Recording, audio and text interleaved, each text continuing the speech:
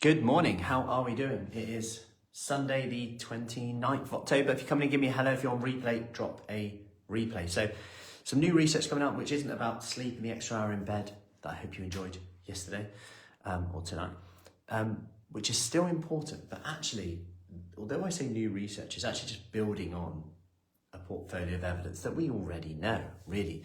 I'm not sure how novel this research actually is, but it's new. 24th of October, I believe it was published. And what they looked at is resistance training in older populations. And to go to the extreme of it, there was no difference in like 60s to 80s and 85 years plus still put on around, I think it was about 11% increase in muscle mass in 12 weeks of training.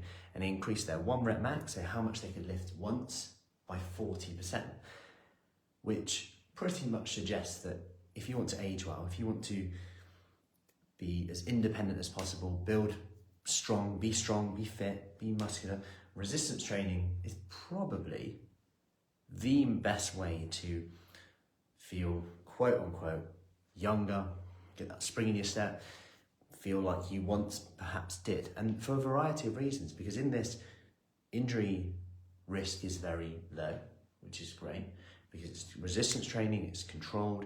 It's not like how fast can you do something.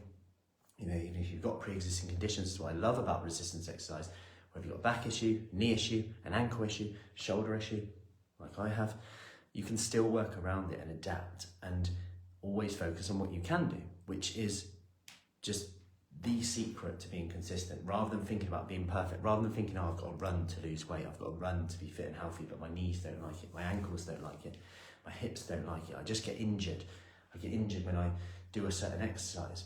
It doesn't matter. There's about 1 million exercises we can always do. So do you do some resistance exercise? I'm curious. If you look at the research out there as well, around menopause, you look at the protein intake, resistance exercise just keeps coming up time and time again. This is another study. It's not about menopause, but in older populations. And the message is, it's best to start now, but it's not too late, ever. So if you're ever thinking, oh, how do I get more energy? Just start small. It could be with a resistance band. Resistance band start. It could be push-ups on a wall. It could be starting to squat. It could be starting to ski sit. These are real simple things that we can add into our routine as well. Don't ever think, oh, it's pointless doing like a minute. It really isn't. You add that in over the day. If I thought that, I wouldn't ever do a pull-up. This is where I work in this room quite often.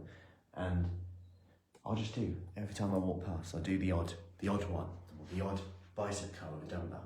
And all of a sudden throughout the day, in these little moments in between calls, meetings, playing with kids, whatever it is, I've got a little bit of a workout in throughout the day without actually structuring in the workout.